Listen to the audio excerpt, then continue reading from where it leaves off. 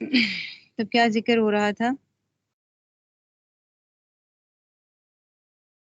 اچھا، اس کے بعد پھر کیا فرمایا گیا ہے کہ جو استغفار توبہ کرنے والے ان کو دنیا آخرت کی فلاح اور عیش و عشرت کی خوشخبری دی ہے، ٹھیک ہے۔ اور کیا فرمایا گیا ہے دیکھیے، یمتعکم متاعا حسنا الی اجل مسمى متاعا حسنا سے ذکر کیا گیا۔ جو صحیح توبہ کر لیں گے، گناہوں سے توبہ کریں گے اور گناہوں کی معافی مانگیں گے اور آئندہ کے لیے توبہ کر لیں گے، ان کو اللہ کیا فرماتے ہیں کہ ان کو متاعا حسنا، اچھی زندگی ان کی بخشش کر دی جائے گی، ان کو اچھی زندگی عطا کی جائے گی، کیا؟ اور یہ زندگی کیا ہے؟ دنیا کی زندگی اور آخرت کی دونوں زندگیوں کو شامل ہے۔ جیسے کہ ایک اور آیت میں بھی فرمایا ہے لَنُحْيِيَنَّهُ حَيَاةٌ طَيِّبَةٌ کہ ہم ضرور ان کی پاکیزہ زندگی عطا کریں گے۔ یہ تو یہاں پر مفسرین فرماتے ہیں دنیا اور آخرت کی دونوں زندگیاں اس میں شامل ہیں کہ ان کو پھر اللہ اچھی زندگی اور احسن طریقے سے یعنی دنیا کے لحاظ سے کیا ہوگی، بابرکت زندگی کہ اللہ تعالیٰ برکت اس کی زندگی میں دے دیں گے، اسے دین کا کام لیں گے، اللہ تعالیٰ اس کی زندگی میں برکت، اس کے مال میں برکت، اس کی زندگی میں برکت اللہ فرما دیں گے کہ تھوڑے وقت میں بھی اللہ تعالیٰ اس سے دین کا کام لیں گے، ٹھیک ہے۔ اس سے بڑھ کر اور کیا بابرکت ہو سکتی ہے زندگی۔ تو اسی لیے سورہ نوح میں بھی اللہ تعالیٰ نے استغفار کرنے والوں کے بارے میں کیا فرمایا کہ یرسل السماء علیکم مدرارا ویمددکم باموال وبنین ویجعل لکم جنات ویجعل لکم انہارا، یعنی اگر تمہیں صحیح طور پر اللہ سے مغفرت عطا طلب کی تو اللہ تعالیٰ تم پر باران رحمت نازل فرمائیں گے، تم کو مال و اولاد سے عطا فرمائیں گے، تمہارے لیے باغات اور نہریں عطا فرمائیں گے۔ یہاں تک کہ علماء کرام فرماتے ہیں کہ اس آیت کو پڑھنا چاہیے حصول اولاد کے لیے بھی، کہ اللہ تعالیٰ نے اس آیت کو بھی اور استغفار کو، اس سے انہوں نے دلیل پکڑی اس آیت سے علماء کرام نے اور مفسرین نے کہ بھئی استغفار کی کثرت کرنی چاہیے، جتنا استغفار کریں گے اللہ تعالیٰ اولاد کی نعمت بھی دیں گے، اللہ رزق میں برکت دیں گے، ٹھیک ہے۔ اللہ تعالیٰ جو ہے وہ کیونکہ اس میں اللہ نے کیا فرمایا کہ جب تم استغفار کرو گے، ٹھیک ہے، اللہ تعالیٰ یرسل السماء، اللہ تعالیٰ آسمان سے پانی کو برسا دیں گے اور تم پر بڑھا دیں گے تمہارے مال کو اور تمہاری اولاد کو، تمہارے لیے جنت بھی ہوگی اور تمہارے لیے نہریں بھی بہیں گی، یعنی دنیا بھی کی بھی نعمتیں دیں گے، اللہ آخرت کی بھی دیں گے۔ تو دنیا کے لحاظ سے اولاد مل رہی ہے، مال مل رہا ہے، ٹھیک ہے، اللہ تعالیٰ آسمان سے پانی برسائیں گے، تو استغفار کی کثرت کی وجہ سے۔ اس لیے اولاد کے لیے بھی جو ہماری جو ساتھی ہیں، اللہ تعالیٰ 8 سال ہو گئے، 10 سال ہو گئے، اللہ تعالیٰ آپ کو بھی 14 سال بتائیں شاید کہہ رہے تھے، اللہ تعالیٰ آپ کو جلد دے نیک اور صالح اولاد، اللہ دین کی خدمت لے، انشاءاللہ ہماری دعا ہے آپ کے ساتھ، اور استغفار کی آپ لوگ کثرت کیا کریں۔ تو اس لیے بھی پھر بتائیں متاعن حسنا، متاعن حسنا کی کیا ہے کہ مفسرین نے اس کی یہ تفسیر کی ہے کہ استغفار توبہ کے نتیجے میں اللہ تعالیٰ تم کو رزق کی وسعت اور عیش کی سہولتیں عطا فرمائے گا اور مختلف عذابوں اور آفتوں سے تمہاری حفاظت فرمائے گا۔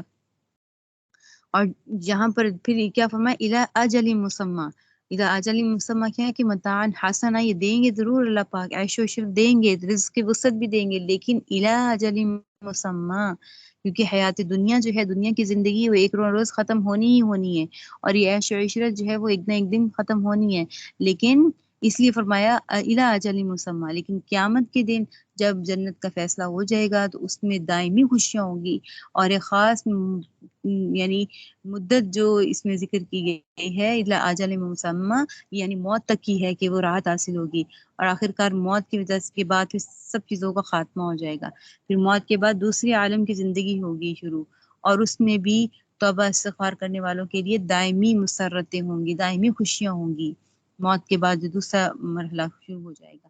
جبکہ حضرت سہل ابن عبداللہ نے فرمایا کہ متاعن حسنا سے کیا مراد ہے کہ انسان کی توجہ مخلوق سے ہٹ کر خالق پر جم جائے، اس کو متاعن حسن اللہ نے فرمایا کہ مخلوق کا محتاج نہ ہو، خالق کا محتاج ہو، مخلوق کی طرف نہ دیکھے کہ اللہ نے اس کو کتنا دیا ہے، خالق کو دیکھے کہ خالق کے پاس کتنا فضل ہے کہ وہ مجھے بھی عطا کر دے گا آگے، ٹھیک ہے۔ اور بعض بزرگوں نے کہا فرمایا ہے کہ انسان موجود جو اس کے پاس موجود ہے اس پر قناعت کر لے، اور جو مفقود ہے جو اس کے پاس نہیں پایا جاتا اس کے پر غم نہ کرے، تو پھر وہ متاعن حسنہ کے اندر داخل ہے۔ یعنی جس قدر اس کو میسر ہے اس پہ اطمینان کر لے. وہی بات ہے نا کہ رضا بالقضا ہو جائے اور جو نہیں ہے اس پر راضی ہو جائے. یہ سب سے بڑا میں نے یہ اصول بتایا. جب بھی میں آپ کو آیتوں کا تفسیر کراتی ہوں تو یہی نچوڑ نکلتا ہے کہ اللہ تعالیٰ سے راضی ہو جانا اور جتنے پہ اللہ نے دیا ہے. اچھا آگے دوسری خوشخبری کیا دی اللہ تعالیٰ نے ان کو؟ وَيُؤْتِ كُلَّ ذِي فَضْلٍ فَضْلَهُ. اچھا ذی فضل فضل، ایک تو یہ فرما دیا فضل والے کو اللہ مزید فضل دیں گے. فضل سے کیا مراد ہے کہ فضل سے مراد انسان کا عمل صالح ہے. ذو فضل سے پہلے فضل سے کیا مراد ہے کہ انسان کا عمل صالح جو اس نے نیک عمل کیا. اور دوسرے فضل سے مراد کیا ہے یعنی جنت ہے. مطلب یہ کہ ہر نیک عمل کرنے والے کو اللہ پاک اپنا فضل یعنی جنت دیں گے. اب یہ عقیدہ رکھنا کہ جنت تو ایسے ہی مل جائے گی، ایسے ہی مولوی ڈراتے رہتے ہیں. تو مولوی کہاں ڈراتے ہیں بھئی؟ اللہ تعالیٰ قرآن پاک میں فرماتے ہیں کہ ذو فضل، عمل نیک کرو گے تو جنت ملے گی. ٹھیک ہے، بے شک اللہ کی ذات بہت رحیم ہے. پھر عمل کہاں جائے گا؟ اگر یہ کہہ دیتے ہیں نا کچھ لوگ بے عمل لوگ، بے نمازی لوگ کہ بھئی اللہ تعالیٰ معاف کر دے والے، آپ تو مولوی بڑے ڈراتے ہیں بھئی اللہ نے معاف کر دینا. بھئی معافی کی نوبت تو آئے گی تو معاف کرو گے نا اپنے اتنے کبیرہ گناہ. بے نمازی نماز نہیں پڑھتے، یوں کرو کہ تمہاری یہ حالت ہو کہ تمہیں معافی کی توفیق دے دیں. خدا نخواستہ معافی کی توفیق نہ ملے اور تمہاری زندگی ختم ہو جائے تو پھر تو جہنم ہے نا جگہ. اور جہنم میں اپنی جگہ وہ اپنی سزا کاٹ کے پھر جنت میں جاؤ گے. جانا تو ہے ہی، جس نے ایک دفعہ بھی لا الہ الا اللہ پڑھ لیا دخل الجنہ، وہ جنت میں چلا گیا. لیکن یہاں پر کیوں وعاملوا الصالحات الذین آمنوا وعاملوا الصالحات، جب بھی ایمان کی بات آتی ہے تو عمل کی بات آتی ہے. صرف ایمان لانے کی اگر بات آتی ہے تو بس ایمان لے آئے چلو بھی جنت میں جاؤ. تو کیوں فرمایا وعاملوا؟ اور ایک دوسرے کا مغایر ہوتا ہے جو کیا کہتے ہیں جو حرف عطف ہے واو، آپ کو پتہ ہے نا مغایرت پائی جاتی ہے موصوف اور صفت میں، تو جس پہ عطف کیا جاتا ہے حرف جو عطف ہوتا ہے. تو اب کیا فرمایا؟ آمنو، ایمان لائے. ایمان عمل نہیں ہے، ایمان اور چیز ہے، عمل اور چیز ہے. تو اسی لیے کہ جس کے پاس نیک عمل ہوگا اس کو اللہ تعالیٰ فضل عطا فرمائیں گے. ٹھیک ہے، تو اب یہاں پر جو اللہ نے فرمایا کہ تمہیں اچھی زندگی متاعن حسنہ وہ دیں گے اور پھر جنت کی لازوال نعمتیں دیں گے. اور اس کے بعد میں آخر میں کیا فرمایا؟ فَإِن تَوَلَّوْا فَإِنِّي أَخَافُ عَلَيْكُمْ عَذَابَ يَوْمٍ كَبِيرٍ. ایک منٹ ٹھہریے جی، ایک منٹ. ہاں جی، یعنی اگر اس نصیحت سے منہ موڑا، نصیحت کیا؟ قرآن پاک اور نبی کریم صلی اللہ علیہ وسلم کا طریقہ، اور پچھلے گناہوں سے استغفار نہیں کیا اور آئندہ سے توبہ نہیں کی، تو پھر مجھے اندیشہ ہے کہ تم ایک بڑے دن کے عذاب میں گرفتار ہو جاؤ گے. اور بڑے دن سے کیا مراد ہے؟ قیامت کا دن ہے، کیونکہ وہ اپنی وسعت کے اعتبار سے بھی 1000 سال کا دن ہوگا. اور اس کے اندر پیش آنے والے واقعات ہیں اس لحاظ سے بھی سب سے بڑا دن ہے. اس وجہ سے کہا کہ ایک بہت بڑے دن کی تم سے میں کیا کرتا ہوں، اس دن کے بارے میں ڈرتا ہوں کہ اس دن تمہیں عذاب آئے گا. جی، الی اللہ مرجعکم وہو علی کل شیء قدیر، اللہ ہی کے پاس تمہیں لوٹ کر جانا ہے اور وہ ہر چیز کی پوری قدرت رکھتا ہے. الا انہم یثنون صدورہم لیستخفوا منہ الا حین یستغشون ثیابہم یعلم ما یسرون وما یعلنون انہ علیم بذات الصدور. دیکھو یہ کافر لوگ اپنے سینوں کو اس سے چھپنے کے لیے دوہرا کر لیتے ہیں، سینوں کو اس سے چھپنے کے لیے دوہرا کر لیتے ہیں. یاد رکھو جب یہ اپنے اوپر کپڑے لپیٹتے ہیں اللہ ان کی وہ باتیں بھی جانتا ہے جو یہ چھپاتے ہیں. اور جو یہ علل اعلان کرتے ہیں یقیناً اللہ سینوں میں چھپی ہوئی باتوں کا بھی پورا پورا علم رکھتا ہے. تو یہاں پر کس کا ذکر کیا گیا کہ کچھ مشرک لوگ نبی کریم صلی اللہ علیہ وسلم کا سامنا کرنے سے نا اپنے آپ کو بچاتے تھے تاکہ آپ کی کوئی بات ان کے کانوں میں نہ پڑے، یعنی آپ صلی اللہ علیہ وسلم کی کوئی بات نہ سن سکیں، اپنے آپ کو بچاتے تھے. کبھی نبی کریم صلی اللہ علیہ وسلم نظر آتے تو اپنے سینوں کو دوہرا کر کے اور اپنے اوپر کپڑے لپیٹ کر وہاں سے کھسک جاتے تھے. کتنے بڑے احمق اور کتنے بڑے بد نصیب لوگ تھے. کبھی صحابہ ایک نظر دیکھنے کے لیے اپنے پیارے نبی صلی اللہ علیہ وسلم کو دیکھنے کے لیے، اور وہ وہیں کھڑے رہتے تھے، گھر بھی جانے کا ان کو دل نہیں کرتا تھا، اور کہیں یہ بدبخت تھے کہ آپ صلی اللہ علیہ وسلم کو دیکھ کر اپنے رستہ بدل لیتے تھے یا جانے کے اپنے آپ کو لپیٹ لیتے تھے۔ تو اسی طریقے سے کوئی احمق ان میں سے کوئی گناہ کا کام کرتا تو اس وقت بھی اپنے آپ کو چھپانے کے لیے دوہرے ہو جاتے تھے اور اپنے اوپر کپڑے لپیٹے، تو اللہ تعالیٰ فرماتے ہیں کہ وہ اللہ تعالیٰ سے چھپ گئے کیسے ہو سکتا ہے؟ وہ یہ سمجھتے ہیں کہ اللہ سے چھپ جائیں گے۔ اللہ تعالیٰ تو تمہارے اندر یعنی دلوں تک کے باتوں کو جانتا ہے، بذات صدور، یعنی دلوں تک کے احوال کو، جو تمہارے کپڑوں کے اندر سے بھی، تم جو ہے جسم کے اندر سے بھی وہ اندر والی جگہ پر ہے، ٹھیک ہے؟ تو تمہارے تو وہ والی احوال اللہ جانتا ہے، تو تم لوگ صرف کپڑوں سے کس طریقے سے اپنے آپ کو چھپا رہے ہو، ٹھیک ہے؟ وَمَا مِن دَابَّةٍ فِي الْأَرْضِ إِلَّا عَلَى اللَّهِ رِزْقُهَا وَيَعْلَمُ مُسْتَقَرَّهَا وَمُسْتَوْدَعَهَا كُلٌّ فِي كِتَابٍ مُبِينٍ۔ یہاں پر اللہ تعالیٰ کیا فرما دے؟ اب دیکھیں پچھلی آیات میں اللہ تعالیٰ نے اپنے علم کا ذکر کیا کہ اللہ تعالیٰ دلوں کے بھی راز چھپے ہوئے جانتا ہے۔ پھر اس پہلی آیت میں اللہ نے اسی کی مناسبت سے فرما دیا کہ انسان پر اللہ تعالیٰ نے ایک عظیم الشان احسان کیا ہے کہ اللہ نے کیا فرمایا کہ اس کی رزق کی کفالت جو ہے وہ اللہ تعالیٰ نے لے لی ہے۔ ترجمہ ہو گیا؟ نہیں، پڑھ لی، پہلے ترجمہ دیکھنے۔ اور زمین پر چلنے والا کوئی جاندار ایسا نہیں ہے جس کا رزق اللہ نے اپنے ذمہ نہ لے رکھا ہو، وہ اس کے مستقل ٹھکانے کو بھی جانتا ہے اور عارضی ٹھکانے کو بھی، ہر بات ایک واضح کتاب میں موجود ہے۔ وَمَا مِن دَابَّةٍ فِي الْأَرْضِ إِلَّا عَلَى اللَّهِ رِزْقُهَا۔ کیا فرما رہے ہیں کہ اللہ تعالیٰ ہی رزق پہنچاتا ہے، کیا؟ اور اللہ ہی ہر ایک کی رہنے کی جگہ کو، اس کے ٹھہرنے کی جگہ کو جانتا ہے۔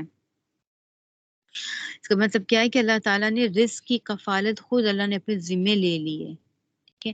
نہ صرف انسان کی بلکہ زمین پر چلنے والے ہر جاندار کی، جہاں کہیں بھی وہ رہتا ہے اس کی روزی اس تک پہنچتی ہے۔ اور اگر یہ کفار اپنے کوئی بھی ارادہ یا کوئی بھی کام اللہ سے چھپا لیں تو ان کی جہالت اور بیوقوفی ہے، ٹھیک ہے؟ اللہ تعالیٰ تو تمام جانداروں کو رزق پہنچانے پر قادر ہے، جنگل کے تمام درندے، پرندے، حشرات، خشکی کے تمام جانور، ٹھیک ہے؟ سب کو اللہ تعالیٰ رزق پہنچاتے ہیں۔ اور یہاں پہ من کا اضافہ کیا، وما من دابۃ، من سے کیا بتا دیا کہ ہر جانور کو، دابہ ہر جانور کو کہتے ہیں جو زمین پر چلے، یا پرندے ہوا میں، دابہ ہر ایک کو کہتے ہیں، یعنی پانی میں وہ تیرتے ہیں، پانی کے اندر ہیں، کہیں بھی انہوں نے آپ بنایا ہوا زمین پر اپنا آشیانہ تو ان کو ہم دابہ ہی کہیں گے، ٹھیک ہے؟ تو اللہ نے فرمایا کہ ان سب جانداروں کا رزق اللہ تعالیٰ نے اپنی ذمہ داری میں لے لیا ہے۔ پھر اللہ نے کون سے الفاظ استعمال کیے؟ اللہ رزق، آپ لوگوں نے پڑھا ہوگا کہ اعلیٰ جو ہے وہ کیا کہتے ہیں، ذمہ کے معنی میں آتا ہے کہ میرے اوپر ہے، اللہ اعلیٰ میرے اوپر ہے کہ میں یہ کام کروں گا، ٹھیک ہے؟ تو اللہ کے ذمے کے کیا کوئی چیز ہوتی ہے کہ اللہ کے ذمے لگا دیا گیا کہ یہ کام کرنا ہے؟ تو یہاں پر ذمے لگانے کا کیا معنی ہے کہ اللہ کے ذمے ہے رزق کرنا؟ اس کا کیا معنی ہوگا کہ اللہ تعالیٰ کی طرف سے وعدہ ہے، اللہ تعالیٰ اپنے فضل سے وعدہ فرمایا ہے، اور یہ وعدہ ایک صادق کا ہے، ایک کریم کا ہے، اس نے وعدہ کیا ہے، اس میں کوئی خلاف ورزی نہیں ہو سکتی۔ تو اسی یقین کو ظاہر کرنے کے لیے یہ یقین کے ساتھ ہے کہ یہ اللہ رزق عطا کریں گے ہی کریں گے، تو اس یقین کو ظاہر کرنے کے لیے یہاں پہ لفظ کو کیا استعمال کیا گیا؟ اعلیٰ، جو فرائض کو بیان کرنے کے لیے استعمال ہوتا ہے،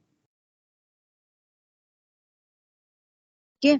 تو ظاہر تو اللہ تعالیٰ کے ہاں، اللہ تعالیٰ کے نہ کسی حکم کے اللہ تعالیٰ پابند ہے، نہ ان کے ذمہ کوئی چیز ہے فرض یا واجب ہوتی ہے۔ تو یہاں پر اللہ تعالیٰ نے اپنے فضل کو بیان کیا ہے اور وعدہ اپنے ذمہ لے لیا ہے کہ میرے اوپر ہی ہے رزق بیان کرنا۔ اور رزق جس کو کہتے ہیں، ہر اس چیز کو کہتے ہیں جس سے انسان اپنی غذا کو حاصل کرے، اور جس کے ذریعے انسان کی روح کی بقا ہو اور جسم میں جو ہے وہ بڑھوتری ہو اور طاقت ملے، اس کو غذا کہتے ہیں، اس کو رزق کہتے ہیں۔ اور رزق صرف یہی نہیں ہے، رزق تو ہمارے جسم کو جو ہے تقویت دیتا ہے اور ہمیں طاقت دیتا ہے۔ ایک روح کی غذا بھی ہوتی ہے، رزق ہوتا ہے۔ رزق کئی قسم کا ہے، ٹھیک ہے؟ اگر اللہ کی محبت کا رزق ہے، ٹھیک ہے، اللہ کے نبی کا محبت کا رزق ہے، تو یہ سب سے صرف رزق سے ایک چیز نہیں ہے۔ ایک بڑی پیاری عربی کی نظم ہے، اس میں رزق کے بارے میں بتایا گیا کہ رزق صرف یہ نہیں ہے، رزق یہ بھی ہے کہ اللہ تعالیٰ نے آپ کی اولاد کو نیک بنایا۔ میں آپ کو انشاءاللہ وہ بھیجتی ہوں، آپ کے اپنا گروپ ہونا چاہیے، پرسنل کچھ چیزیں آپ لوگوں کو بھیج دیا کروں، اور کافی انفارمیٹیو ہوتی ہے، اور جو ہم جس کتاب سے پڑھ رہے تھے اس کا بھی معنی لکھ کر، کیونکہ مجھے ایسے ہماری کلاس جلدی ختم ہو جاتی ہے، وہ دوسری کتاب نہیں پڑھی جاتی جو عربک میں سوال جواب تھے، وہ ہمارا تقریباً آپ میں سے کسی نے پوچھا بھی نہیں کہ ہم اس سے کیوں نہیں پڑھ رہے، طلب نہیں ہے کیا؟ ہمیں تو طلب ہوتی تھی، ہم تو پوچھ لیتے تھے بھائی وہ آپ نے کیوں روک دیا؟ مجھے تو آج یاد آیا، ہم تو پڑھ رہے تھے وہ بھی ساتھ ساتھ، کیونکہ ابھی یاد بھی جی آیا اور دو ساتھ دو تین ارادہ دن تو ہوتا ہے، لیکن وہ جی بس ٹائم کم ہوتا ہے اس وجہ سے۔ لیکن آپ کا اپنا گروپ ہوتا تو اس میں ہمارے بھیج دیا کرتی کچھ ایسی چیزیں، ہمارے میں پاس اپنی پورا دوسری ہمارا بنا طالبات ہوا کے ہے ساتھ شیئر گروپ نا، کرتی۔ جی جی ہمارا گروپ بنا ہوا ہے تو ہم اس میں آپ بھیج دیں، ہمارا پرسنل بھی گروپ ہاں بنے ہوئے ہیں۔ جی جی، جو آپ کا درجہ عالیہ کا بنا ہے؟ نہیں، اس کے علاوہ بھی بنے ہوئے ہیں۔ اچھا، اس کے علاوہ آپ کے جو گروپ ہے نا اس میں چلے مجھے بھی ایڈ کر لیجیے گا، ٹھیک ہے؟ مجھے ٹھیک نہیں ہے، میں معلوم انیلا کو کہتی ہوں، وہ کر آپ لیں گی۔ بیٹھ کے، تو پھر انشاءاللہ میں آپ کو کچھ نہ اس طرح بھیج دوں، ٹھیک ہے؟ جی ٹھیک، جی ٹھیک ہے۔ تو جیسے یہاں پر 5-10 منٹ آپ اینڈ میں بڑھا دیا کریں، جو اینڈ کے 10 منٹ، 5-10 منٹ اینڈ کے 10 تھوڑا منٹ کون زیادہ سے؟ اگر آپ کے پاس نہیں، میں نے کہا آپ پڑھا دیا کریں جب ہاں بات جی ختم جی ہو جی، جائے گا۔ ٹھیک ہے، جب ٹائم انشاءاللہ تعالیٰ صاف ہوگا نا ہاں، میں تھوڑا انشاءاللہ زیادہ بھی ٹائم لے لیں تو کوئی بات نہیں، اس ٹائم تو ہم فری ہوتے ہیں، کوئی یہ اتنا میں مسئلہ معذرت چاہتی ہوں، بڑا میں نے لیٹ ٹائم کیا کیونکہ آپ بھی بچوں والے ہیں، گھر والے ہیں، آپ لوگ گھریلو خواتین ہیں، اور میں بھی کچھ ایسے ہی ہوں، میرے بھی اور نہیں۔ بچوں کی مجبوری کی وجہ سے لائٹ وہ بچے سو جاتے ہیں تو میرے لیے آسانی ہوتی ہے بہت، میں جی اطمینان سے اپنی خوشی سے میں پھر بیٹھ کے آرام سے تفسیر کر رہی ہوتی ہوں، تو اس وجہ سے مجھے جی تھا جی، کہ کہیں آپ لوگ بھی کھانے کا ٹائم یا پھر سونے کا ٹائم ڈسٹرب نہ ہو، تو نہیں، بس اسی لیے ہم تو کراچی میں تو ہم 1-2 بجے سے پہلے نہیں سوتے۔ چلیں جی، کوئی بات نہیں، چلیں اللہ تعالیٰ خوش رکھے آپ لوگوں کو جی انشاء اللہ تعالیٰ۔ جی چلیے جی، دیکھیں اچھا، رزق کے معنی میں بڑی پیاری عربی کی اردو ترجمہ بھی ساتھ ہے، وہ میں انشاءاللہ پھر آپ کو بھیجوں گی، آپ دیکھیے گا کہ رزق صرف کیا ہے، اولاد، نیک اولاد ہونا بھی رزق ہے، ٹھیک ہے؟ نیک شوہر کا ہونا، نیک بیوی کا ہونا بھی رزق ہے، ٹھیک ہے؟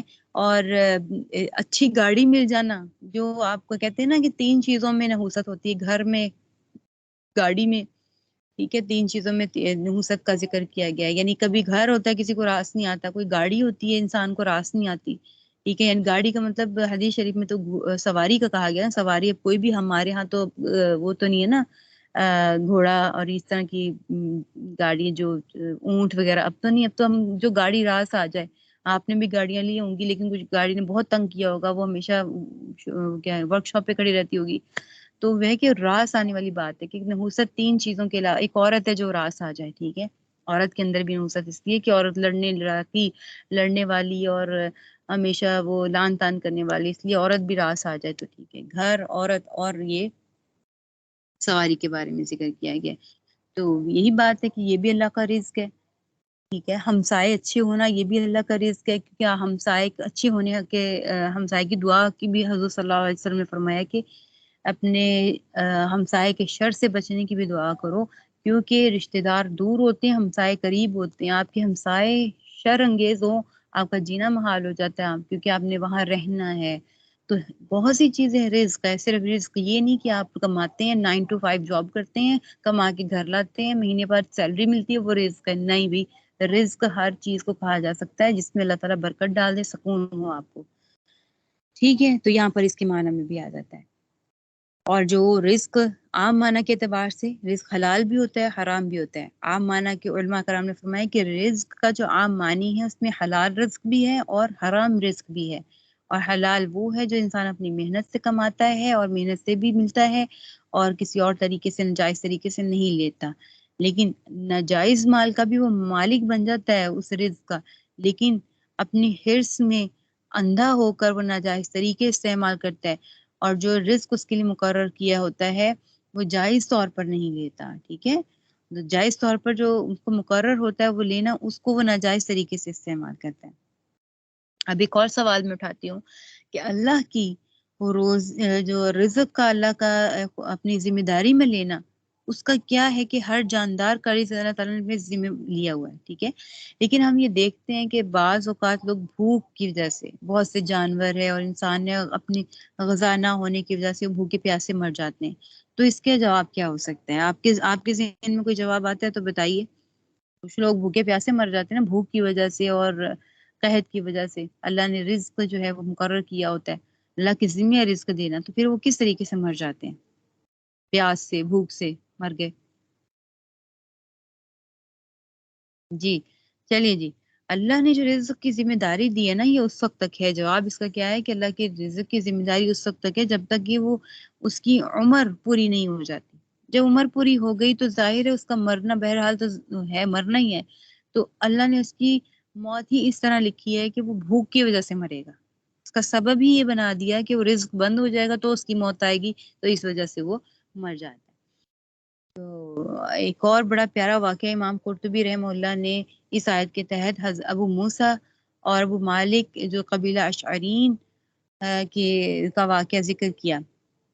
अबू मूसा अशअरी रज़ियल्लाहु अन्हु थे ना, तो उनका कबीला अशअरी था। उनका एक वाक़या ज़िक्र किया गया कि ये लोग हिजरत मदीना जब करके मदीना पहुँचे, तो कुछ खाने-पीने का सामान उनके पास नहीं था, ख़त्म हो गया था। तो उन्होंने अपने एक आदमी को नबी करीम सल्लल्लाहु अलैहि वसल्लम के पास भेजा इस घर से कि कुछ खाने-पीने की चीज़ दे दें क्योंकि हमारे पास कुछ भी नहीं है। तो जब ये शख्स नबी करीम सल्लल्लाहु अलैहि वसल्लम के दरवाज़े पर पहुँचा, तो अंदर से आवाज़ आई कि रसूलुल्लाह सल्लल्लाहु अलैहि वसल्लम ये आयत पढ़ रहे हैं, वमा मिन दाब्बतिन फिल अर्ज़ि इल्ला अलल्लाहि रिज़्क़ुहा। तो वो शख्स जो है ये आयत सुनकर वापस मुड़ गया कि जब अल्लाह ताला ने अपने बंदों का रिज़्क़ का ज़िम्मा लिया है तो वही रिज़्क़ हमें देंगे। तो ये वापस चला गया और आप सल्लल्लाहु अलैहि वसल्लम को अपना कुछ भी हाल नहीं बताया। वापस जाके कहा कि खुश हो जाओ कि अल्लाह ताला ने इंतज़ाम कर दिया, अल्लाह ताला की मदद आ रही है। मैं रुक के इस वाक़ये को अभी रोक के मैं आपसे ये बात करना चाहूँगी, इतनी ही बात पर आप ना गौर कीजिए कि अल्लाह की आयत पर उन लोगों को कितना एतबार था। कैसे वो उनके लिए हर आयत जो थी वो क्या थी? यकीन, अंधा यकीन, कुरान पर अंधा यकीन रखें कि ये हम आयत पढ़ेंगे तो हमारा काम हो जाएगा। किसी बाबे-टाबे के पास जाकर नहीं होगा वो काम। वो जो भी आपको ज़िक्र बता दे, जो भी करे, ये करो, वो करो, उल्टे लटको या फिर ये करो, वो चीज़ लेकर आओ, ठीक है? क्या कहते हैं चमगादड़ का तेल लेकर आओ, मैं उस पे दम करके दूँगा, नाउज़ुबिल्लाह मिन ज़ालिक, पता नहीं क्या-क्या वो करते हैं। तो वो उन कामों में, इतनी मुश्किल कामों में लग जाते हैं, लेकिन हम कुरान पर यकीन नहीं रखते। सहाबा किराम वाला ईमान हो जाए ना, तो इंशाअल्लाह ताला सारे काम बन जाएँगे। तो यहाँ पे उन्होंने कहा कि अल्लाह ताला रिज़्क देंगे, यकीन की बात आ रही है ना, यहाँ यकीन करके वो चले गए। अब क्या हुआ कि उन्होंने कहा कि अल्लाह की मदद आ रही है। तो उनके अशरी साथियों ने समझा कि रसूल सल्लल्लाहु अलैहि वसल्लम अपने किसी कासिद को भेजकर रिज़्क वो कुछ खुराक का बंदोबस्त कर देंगे। अभी वो ये समझ ही रहे थे और समझकर मुतमिन होके बैठ गए। अभी वो बैठे ही थे, तो उन्होंने देखा कि 2 आदमी एक गोश्त का क़िस्आ कहते हैं, जैसे एक बड़ा बर्तन होता है ना, जैसे जिसे हम तसला कहते हैं। तसला या बहुत बड़ा जैसे कढ़ाई होती है, उसके अंदर गोश्त और रोटियों से भरा हुआ लेकर आया और अशरीन को दे दिया आके। ठीक है, इतना वो बड़ा था बर्तन कि उन्होंने पेट भरकर खाना खाया और लेकिन खूब या पेट भर के भी खाया फिर भी वो बच गया। तो उन्होंने यही मुनासिब समझा कि आप सल्लल्लाहु अलैहि वसल्लम को ये वापस कर दिया जाए कि आप सल्लल्लाहु अलैहि वसल्लम अपनी ज़रूरियात में इसको सर्फ कर दें या किसी को दे दें। तो उन्होंने अपने 2 आदमी को देकर ये खाना भेजा। जब आप सल्लल्लाहु अलैहि वसल्लम की खिदमत में वो हाज़िर हुए तो उन्होंने अर्ज़ किया कि या रसूलल्लाह सल्लल्लाहु अलैहि वसल्लम, ये आपका भेजा हुआ खाना है। तो ये बहुत ज़्यादा लज़ीज़ था, बहुत नफ़ीस था और हमने कहा कि हमने तो अपना खा लिया है, तो अब ये हमें ज़रूरत नहीं है, तो आप ये खुद रख लीजिए, खुद खा लीजिए या फिर आप इसको दे दें। तब उन्होंने आप सल्लल्लाहु अलैहि वसल्लम ने फरमाया कि मैंने तो ये खाना नहीं भेजा था। तब उन्होंने पूरा वाक़या अर्ज़ किया और सुनाया कि फलाँ बंदे को भेजा था, उसने यही समझा कि आपने खाना भेजा है। आप सल्लल्लाहु अलैहि वसल्लम ने सुनकर फरमाया कि मैंने नहीं, बल्कि उस ज़ात अक़दस ने भेजा है जिसने हर जानदार का रिज़्क अपने ज़िम्मे लिया हुआ है। अल्लाह ताला ने ही रिज़्क का बंदोबस्त किया है, अल्लाह ताला ने ही इंतज़ाम करना है, ये हमें यकीन होना चाहिए। और इसी तरीके से बाद रिवायात में आता है जब हज़रत मूसा अलैहिस्सलाम आग की जब तलाश में कोहे तूर पर गए और वहाँ आग की बजाय तजल्लियात देखी कोहे तूर पर और अल्लाह ताला ने फिर फरमाया कि नबूवत और रिसालत आपको दे दी गई, अब कौम फ़िरौन की तरफ जाएँ और उनकी हिदायत के लिए मिस्र जाने को उनको हुक्म दिया। तो उस वक़्त उनको अपनी ज़ौजा का ख़्याल आया कि वो जंगल में है, तन्हा उनको छोड़कर कैसे जाऊँ और कौन उनका मुतकफ़िल होगा, उनको कौन उनका ख़्याल रखेगा।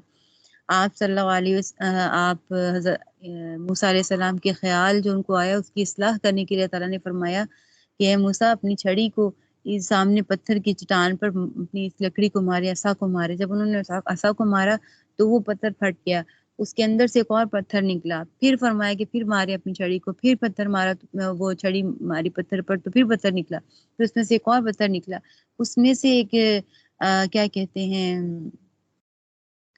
ٹھیک ہے، اس میں سے ایک جانور نکلا کہ اس کے منہ میں پتا تھا. تو اللہ فرماتے کہ جب میں اتنے گہرائی میں یعنی پتھروں کے اندر اللہ تعالیٰ رزق دینا جانتے ہیں تو پھر آپ کی جو زوجہ ہیں ان کو اللہ تعالیٰ نہیں دیکھیں گے؟ اسی طریقے سے دیکھیں نا حضرت ابراہیم علیہ السلام بھی حضرت حاجرہ علیہ السلام کو کس طریقے سے بیابان مکہ کی سرزمین میں چھوڑ کر گئی، اور کیسے وہ پانی کی تلاش میں ایک پہاڑ سے دوسرے پہاڑ پر بھاگ رہی تھی. کون تھا اللہ کے سوا؟ آپ نے اپنے آپ کو تصور تو کر کے دیکھیں. آج ہم اپنے ارد گرد رات کے وقت اپنی ہی آبادی میں لائٹ گئی ہو تو ہمیں بس گھروں کے مکانوں کے کہیں لائٹ نظر نہیں فرض کریں آ رہی ہوتی تو ہم اس سے بھی گھبرا جاتے ہیں کہ بھئی لائٹ گئی بھی ہے کہ دوسرے کی چھت کے اوپر بھئی نظر کچھ بھی نہیں آ رہا، لائٹ آتی ہے پھر بھی ہم کہیں نہیں نکل سکتے. تو ایک اکیلی عورت بچے کے ساتھ تصور تو کریں کہ بیابان ہے، جنگل ہے، اس میں اپنے صرف رب کا حکم ماننے والوں کے ساتھ تھے.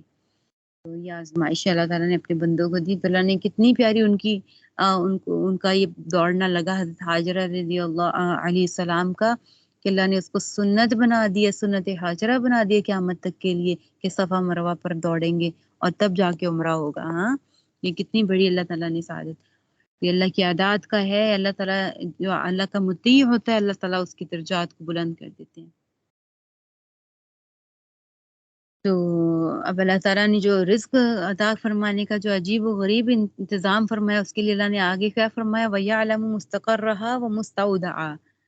مستقر اور مستودع کس کو کہتے ہیں؟ سب سے اچھی جو تفسیر یہاں پہ مفسرین نے اس کو کہا ہے کہ وہ اچھی ہے، وہ علامہ کشاف رحمہ اللہ کی ہے کہ مستقر اس جگہ کو کہا جاتا ہے جہاں کوئی شخص مستقل طور پر قیام کرے یا اپنے آپ کو وطن بنا لے. جیسے ہم جس جگہ پر رہ رہے ہیں مستقل رہ رہے ہیں نا ابھی. اور مستودع اس جگہ کو کہتے ہیں جہاں پر عارضی طور پر کسی ضرورت کی جگہ ٹھہر جایا جائے. جیسے کہیں پکنک منانے جا رہے ہیں، کہیں امی کے گھر چلے گئے، کہیں آپ اپنے سسرال چلے گئے، ضرورت کے وقت کسی جگہ آپ ٹھہر گئے.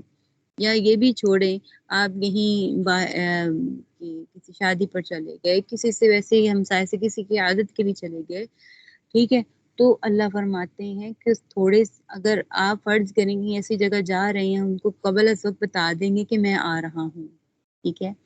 یا آپ کوئی انتظام کرنے والا ہے آپ کے کھانے کا تو آپ فرض کریں کوئی امیر ہے، امیر مسلمین ہے، آپ کہیں کہ میں اس علاقے میں جا رہا ہوں بھی میرا انتظام کر دینا سارا. آپ کو کہنا پڑے گا، آپ کو دن بتانے پڑیں گے میں اتنے دنوں کے لیے آ رہا ہوں تو وہاں پہ انتظام کر دو، ٹھیک ہے. لیکن اللہ پاک کی ذات کو بتانا نہیں پڑتا. اللہ فرماتے تم تھوڑی دیر کے لیے بھی کہیں بھی جاؤ اللہ نے تمہارے کم مدت کے ٹھہرنے کے لیے بھی اللہ نے رزق مقرر کر دیا ہے. اور اگر جہاں تم مستقل رہتے ہو وہاں بھی اللہ تمہیں رزق عطا فرمائیں گے. اس لیے رونا اپنے حالات سے اور پریشان ہونا کہ ہائے میرے پاس تو کچھ نہیں ہے، میرے پاس تو یہ ہو گیا وہ ہو گیا، اور ناشکری کرنا. اور خواتین عورتوں میں زیادہ بات یہ پائی جاتی ہے ناشکری کرنا کہ یہ کہہ دینا کہ میرے شوہر نے تو کبھی مجھے کچھ 1,000 روپے کا سوٹ بھی نہیں بننے کے دیا. ناؤز باللہ ناؤز، کتنی بڑی ناشکری ہے. اس عورت کو ہم کیا کہیں گے جو ساری جو ہے وہ زندگی شوہر کے ساتھ جو ہے اس کی جو اللہ تعالیٰ نے اس کو نعمتیں دی اس کی نعمتوں گزارا. تو یہیں پر آپ صلی اللہ علیہ وسلم نے فرمایا نا کہ تم ایک دہر عورت کے ساتھ اچھائی کا معاملہ کرتے رہو، وہ تمہاری اس میں جو اچھائی کا معاملہ ہے اس کو ایک لفظ میں ضائع کر دیتی ہے کہ تم نے میرے لیے کیا ہی کیا ہے ساری زندگی، ٹھیک ہے. یہ حدیث شریف کے الفاظ میں بھی یہ بات بیان ہوئی ہے کہ وہ اس لیے جہنم میں جائیں گی عورتیں زیادہ کہ شوہروں کی ناشکری ہیں. یہ ایک دہر کا لفظ آیا غالباً، ایک دہر تم نے ان کے ساتھ اچھا سلوک کیا اور ان کو وہ لیا، لیکن وہ ایک پل میں کہہ دیں گے کہ تم نے ساری زندگی میں لیے کیا ہی کیا ہے، ٹھیک ہے، کچھ بھی نہیں کیا بچوں کے سامنے. اور یہ وہ اس سے ناشکری سے بچیں، ناشکری سے شکر کریں اور تعریف کریں اپنے شوہروں کی کہ بھائی میں تو اللہ تعالیٰ نے دیا اتنا کچھ، اللہ تعالیٰ ان کو اور مزید دے. اللہ پاک نے مجھے جب میں ان کے گھر میں گئی تو اللہ نے مجھے ڈبل نعمتیں دی، اللہ میرے شوہر کے ہاتھ میں وسعت دے. دیکھیے اللہ تعالیٰ کس طریقے سے اس بات پہ اللہ خوش ہوتے کتنا. اور اپنے آپ کو ان لوگوں میں بنائیں، ان میں ہم اپنے ان عورتوں میں شامل کریں جو جہنم کی اس وعید سے بچ جائیں، ٹھیک ہے. یہی کامیابی ہم نے عورتوں نے ہم نے کیا سیکھنا ہے؟ دین کو سیکھنے سے اصل مقصد کیا ہے کہ اتنا دین سیکھے جس سے ہماری جنت بن رہی ہے، ٹھیک ہے. تو شوہر کی ناشکری کرنے والی تو کیا ہوگا، اس کو پھر جنت کی خوشبو بھی نہیں ہو پائے گی، وہ جہنم میں زیادہ دیکھی گئی ہے، نعوذ باللہ۔ تو اس لیے رزق کا کیا ہے، اللہ فرماتے ہیں جہاں پر کم مدت کے لیے ٹھہر رہے ہو اس کو بھی اللہ تعالیٰ پہنچا دیتے ہیں، جہاں عارضی طور پر رہتے ہو، یعنی ہمیں پتہ ہی نہیں ہوتا ہم کہاں سے کیا چیز کھا رہے ہیں، مہمان بن کے گئے ہیں، وہاں پہ اللہ نے ہمارا وہ رزق مقرر کر دیا۔ کبھی ایسا ہوتا ہے دل، ہم آپ کے ساتھ بھی ہوا ہوگا کہ سفر کر رہے ہیں، کہیں جا رہے ہیں، کچھ دیکھ لی کھانے پینے والی چیز، اب کہیں دل کر رہا ہے، دل کے اندر ہی چل رہی ہوتی ہے وہ بات کہ ہاں بھائی یہ دل کر رہا ہے کھانے کو، اللہ وہ ہمیں دے دیتے ہیں، ہمارے تصور میں بھی نہیں ہوتا، اور اللہ ہمیں آج کل میں وہ والا ہی رزق پہنچا دیتے ہیں۔ تو اللہ تعالیٰ بہت قریب ہے، شاہرک سے بھی قریب اپنے بندے کو، کہ کتنا پیار آتا ہے اللہ تعالیٰ کی ذات کے اوپر، کہ دیکھو ہم کیا اتنا چیز ہے، اتنی دنیا بڑی اللہ نے بنائی، اس میں رب نے مجھے بھی دیکھ لیا، میری خواہش کو بھی اللہ نے سن لیا۔ تو اس کا مطلب کیا ہوا کہ اللہ تعالیٰ کو کوئی بھول چوک نہیں ہوتی، اللہ نے کوئی کتاب میں، اللہ نے رجسٹر میں دکھانے کی ضرورت نہیں کہ اس کو اس ٹائم پہ دینا ہے، وہ اچھا وہاں چلا گیا اور اس کو وہاں رزق پہنچانا ہے، اللہ کی قدرت میں ہے، اللہ جو جہاں پر ہوگا اللہ اس سے کن فرما دیں گے، اس رب کی ذات ایسی ہے وہاں پر رزق پہنچا دیں گے، ٹھیک ہے، اللہ کو کہیں بھی قلم بند کرنے کی ضرورت نہیں ہے۔ اسی لیے اللہ نے فرما دی کہ اللہ کی بھول چک نہیں ہوتی، اور مزید اطمینان کے لیے اللہ نے فرمایا کل فی کتاب مبین، یہ تمام چیزیں لوح محفوظ میں ہیں، یہ کتاب مبین میں واضح کتاب میں درج ہو چکی ہیں۔ وهو الذي خلق السماوات والأرض في 6 أيام وكان عرشه على الماء ليبلوكم أيكم أحسن عملا ولئن قلت إنكم مبعوثون من بعد الموت ليقولن الذين كفروا إن هذا إلا سحر مبين۔ اور وہی ہے جس نے تمام آسمان اور زمین کو 6 دن میں پیدا کیا، جبکہ اس کا عرش پانی پر تھا، تاکہ تمہیں آزمائے کہ عمل کے اعتبار سے تم میں کون زیادہ اچھا ہے۔ اور اگر تم لوگوں سے یہ کہو کہ تمہیں مرنے کے بعد دوبارہ زندہ کیا جائے گا، تو جن لوگوں نے کفر اپنا لیا ہے وہ یہ کہیں گے کہ یہ کھلے جادو کے سوا کچھ نہیں ہے۔ آخری آیتیں پڑھ لیتے ہیں پھر تفسیر کرتی ہوں۔ وَلَئِنْ أَخَّرْنَا عَنْهُمُ الْعَذَابَ إِلَىٰ أُمَّةٍ مَّعْدُودَةٍ لَيَقُولُنَّ مَا يَحْبِسُهُ أَلَا يَوْمَ يَأْتِيهِمْ لَيْسَ مَصْرُوفًا عَنْهُمْ وَحَاقَ بِهِم مَّا كَانُوا بِهِ يَسْتَهْزِئُونَ۔ اور اگر ہم ان لوگوں سے کچھ عرصے کے لیے عذاب کو مؤخر کر دیں تو وہ یہی کہتے رہیں گے کہ آخر کس چیز نے اس عذاب کو روک رکھا ہے، ارے جس دن وہ عذاب آ گیا تو وہ ان سے ٹلائے نہیں ٹلے گا، اور جس چیز کا یہ مذاق اڑا رہے ہیں وہ ان کو چاروں طرف سے گھیر لے گی، ٹھیک ہے، یعنی اللہ تعالیٰ کا ذات کا عذاب الہی کا مذاق اڑا رہے ہیں، آخرت کا مذاق اڑا رہے ہیں تو ان کو چاروں طرف سے گھیر لے گی۔ میں کیا معلوم ہوا اس آیات سے کہ اللہ تعالیٰ کا وہی بات میں آپ کو پہلے بھی ذکر کر چکی ہوں کہ اس میں اللہ تعالیٰ کے کیا فرمایا گیا کہ آسمان و زمین کی پیدائش سے پہلے پانی کو بنا دیا گیا، ٹھیک ہے۔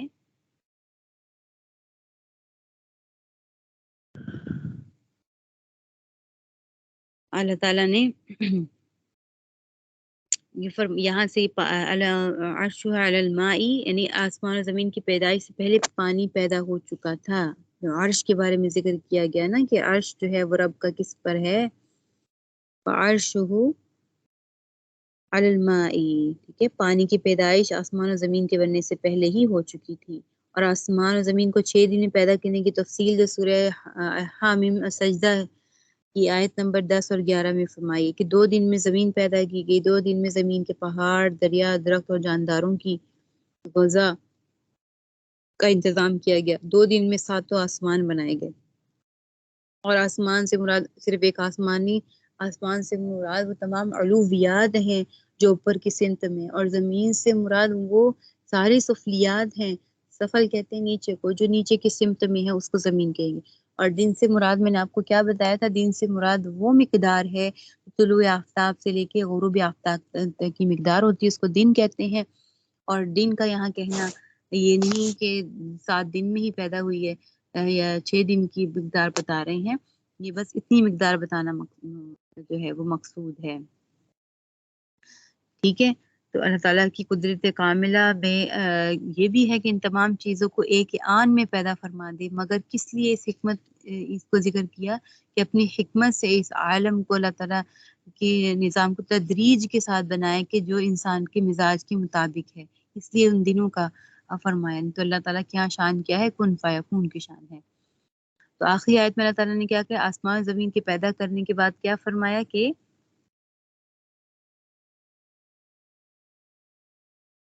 اچھا جی لیبلوکم ایکم احسن عملا، کہ اللہ تعالیٰ تم لوگوں کو پہچان لیں، اللہ آزما لیں کہ تم میں کون ہے جو ہے وہ اچھا عمل کرنے والا ہے. ٹھیک ہے، اس کا مطلب کیا ہوگا؟ آسمان زمین کا پیدا کرنا خود کوئی مقصد نہیں تھا، بظاہر کوئی مقصد نہیں ہے، لیکن مقصد اس میں کیا ہے کہ انسان کے عمل کرنے کے اللہ تعالیٰ نے اس کو بنایا ہے، تاکہ وہ ان چیزوں سے اپنے معاش کا فائدہ اٹھائے اور اس میں غور کر کے اپنے مالک اور رب کو بھی پہچان لے. ٹھیک ہے، اس اصل مقصد کیا ہے زمین و آسمان کی پیدائش سے؟ انسان میں اہل ایمان بھی ہیں، اور ایک اہل ایمان سے بڑھ کر ہیں وہ انسان بھی ہیں جو سب سے زیادہ اچھا عمل کرنے والے ہیں. ٹھیک ہے، اور ظاہری بات ہے انسانوں میں سب سے اچھا عمل کرنے والے کون انسان ہے؟ نبی کریم صلی اللہ علیہ وسلم کی ذات ہے. ٹھیک ہے، تو اس کا پھر یہ بات کہنی ہمارے لیے صحیح ہوگی. یہ کہنا الفاظ کے تمام کائنات کے پیدا کرنے کا اصل مقصد کون ہے؟ رسول اللہ صلی اللہ علیہ وآلہ وسلم. پھر یہ بھی بات اللہ نے فرما دی اس جگہ احسن عملا، یعنی کون اچھا عمل یہ کرنے والا ہے. وہ غور کریں بھئی، اللہ نے کہا اچھا عمل کرو، یہ نہیں فرمایا کہ زیادہ عمل کرنے والا ہے. اس سے مراد اب یہ نہیں کہیں گے کون تہجدیں زیادہ پڑھ رہا ہے، کتنے نوافل پڑھ رہا ہے، کون رات بھر نوافل میں کھڑے رہتے ہیں، کون روزے نفلی زیادہ رکھ رہے ہیں، پھر نفلی روزے رکھ کے جتلا رہے ہیں، کون تلاوت و ذکر ایک ایک پارہ دو دو پارے دن میں کر. اللہ نے یہ نہیں کہا تعداد. ٹھیک ہے، اللہ نے یہ کہا حسن عمل کیا ہے. حسن عمل کیا ہے کہ اللہ تعالیٰ کے لیے خالصتاً وہ عمل کیا جائے. احسن عملا ایک جگہ فرمایا نا کہ حسن عمل کو احسان سے تعبیر کیا گیا ہے. کہ حدیث جبریل رضی اللہ عنہ، بڑی حدیث ہے کہ حضرت جبریل علیہ السلام آئے پیارے نبی صلی اللہ علیہ وسلم کے پاس ایک سفید لباس میں اور کالے بال تھے. وہ حدیث لمبی حدیث ہے، اس پہ سوالات کیے گئے. پوچھا کہ احسان کیا؟ مال احسان. احسان آپ صلی اللہ علیہ وسلم نے فرمایا کہ احسان یہ ہے کہ تو ایسے عمل کرے جیسے تجھے اللہ دیکھ رہا ہے. اگر یہ نہیں ہو سکتا، نہیں تو ایسے عمل کر کہ جیسے تو اللہ کو دیکھ رہا ہے. اگر یہ نہیں ہو سکتا تو یہ دیکھو کہ اللہ تمہیں دیکھ رہا ہے، یعنی تم نماز ایسے پڑھو، وہ عمل ایسے کرو کہ تمہیں اللہ دیکھ رہا ہے. اس کو احسان کہتے ہیں. تو اب یہاں پر یہ کیفیت ہو جائے تو حسن عمل ہوگا. ٹھیک ہے، تو جب حسن عمل ہوگا، اور حسن عمل کس سے خوبصورت بنتا ہے؟ کہ اللہ تعالیٰ کے رسول صلی اللہ علیہ وسلم کی سنت کا اتباع کیا جائے، پورے اخلاص کے ساتھ ہو اور سنت کے مطابق وہ عمل ہو، وہ احسن عملہ کے زمرے میں آئے گا. ٹھیک ہے، یہ ہماری آیات ہو گئی مکمل. اور اس میں آخری آیت میں کیا فرمایا ہے کہ منکرین آخرت کا جو حال بیان ہوا ہے کہ وہ یہ جادو کہہ کے ٹال دیتے. اللہ تعالیٰ فرماتے ہیں کہ سب کچھ سچ ہے، یہ عذاب آئے گا اور ایک دن تمہیں معلوم ہو جائے گا کہ یہ بات سچی تھی. چلیے جی، رکو مکمل ہو گیا ہمارا. ٹھیک ہے جی، چلیے جی کرتے ہیں کلاس کو، کل سے اگلا سبق پڑھیں گے. سبحانک اللہم و بحمدک، نشہد ان لا الہ الا انت، نستغفرک و نتوب الیک. سوال ہے تو پوچھ لیجئے، کوئی نہیں ہے تو بھی کلاس کو بند کرتے ہیں. جی چلیے جی، السلام علیکم و رحمۃ اللہ وبرکاتہ.